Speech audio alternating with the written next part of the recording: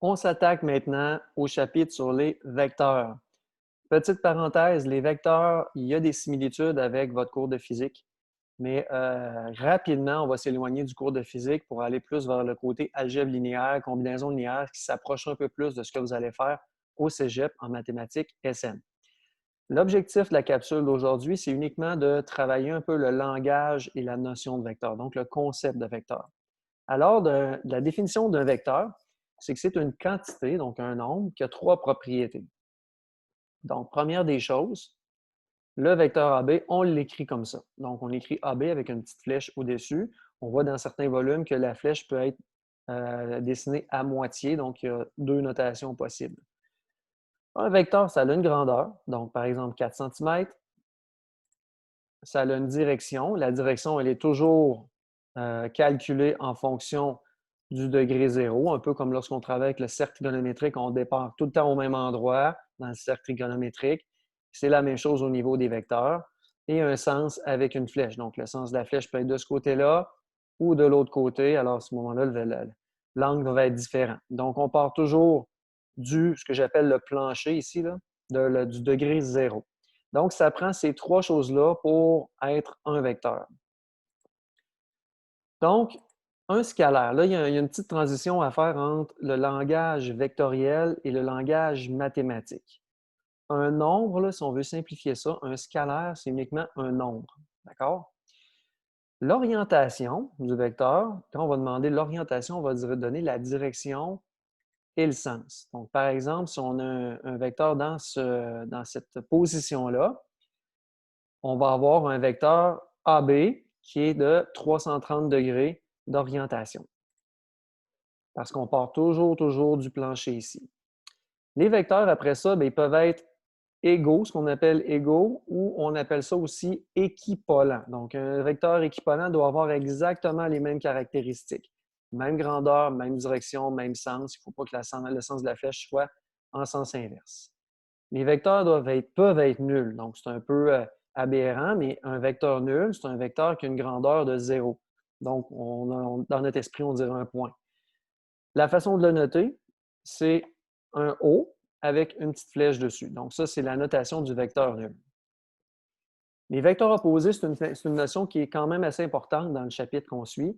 Le vecteur opposé à AB, c'est BA. Donc, si on part d'un endroit, on part de Québec et on va vers Montréal, la réciproque de ça, ce qu'on utilise en mathématiques ou en géométrie, l'opposé à ça, c'est de faire de Montréal vers Québec. Donc, AB, son opposé, c'est BA. On dit aussi que c'est moins AB, mais dans notre tête, il faut voir le moins comme l'opposé à AB, qui est égal à BA. Donc, AB, si c'est le vecteur initial, on peut écrire son opposé de deux façons. BA ou l'opposé de AB. L'opposé de AB va être BA.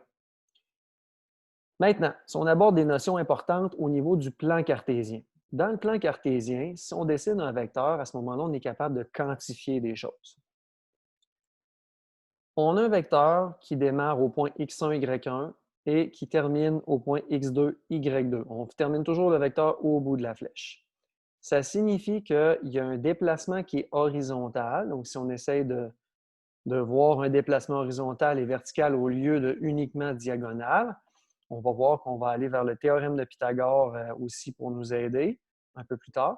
Donc, dans un vecteur, il y a toujours une composante horizontale. Il y a un déplacement horizontal et il y a un déplacement, une composante verticale.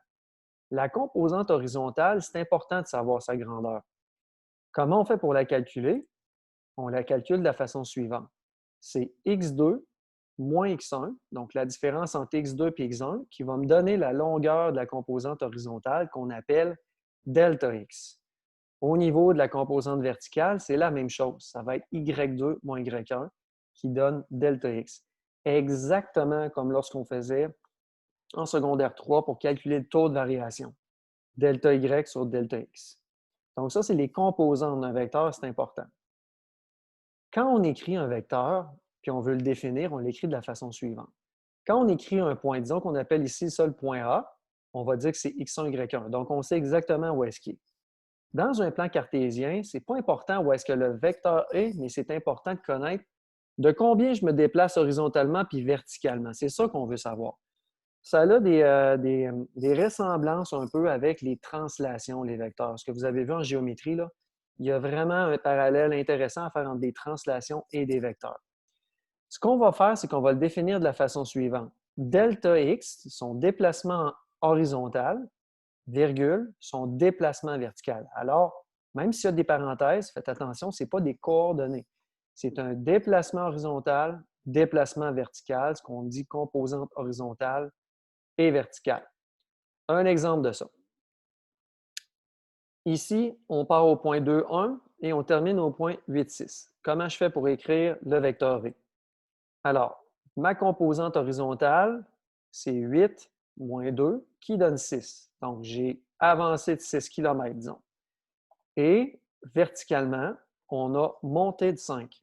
Donc, la composante horizontale, ça va être 6 et la composante verticale, c'est 5. Alors, même si mon vecteur est dans le troisième cadran, ça va être exactement la même chose parce que c'est les déplacements qui nous intéressent, qu'on appelle les composantes. Un deuxième exemple, on a ça ici. Alors, le déplacement horizontal, il passe de 2 à 6, il est de 4. Et le déplacement vertical, c'est qu'on passe de 8 à 3, on baisse de 5. Donc, le vecteur W, il est défini comme étant 4 moins 5, c'est-à-dire une composante horizontale de 4, composante verticale de 5. C'est comme ça qu'on note des vecteurs dans un plan cartésien ou dans l'espace. On continue au niveau des définitions. La norme, c'est un sujet important, c'est la grandeur du vecteur, c'est sa longueur. D'accord? Donc, la norme, c'est sa grandeur. Comment on fait pour la trouver? Bien, si ici, on a une composante horizontale et une composante verticale, delta x, delta y, et que je cherche la grandeur du vecteur en bleu, bien, on a un beau triangle rectangle. Alors, ce que ça va nous permettre d'utiliser, ça va nous permettre d'utiliser le théorème de Pythagore. Je l'applique, je vais écrire delta x au carré plus delta y au carré égale à la norme du vecteur v au carré. Donc, à noter, la norme d'un vecteur, ça se note de cette façon-là.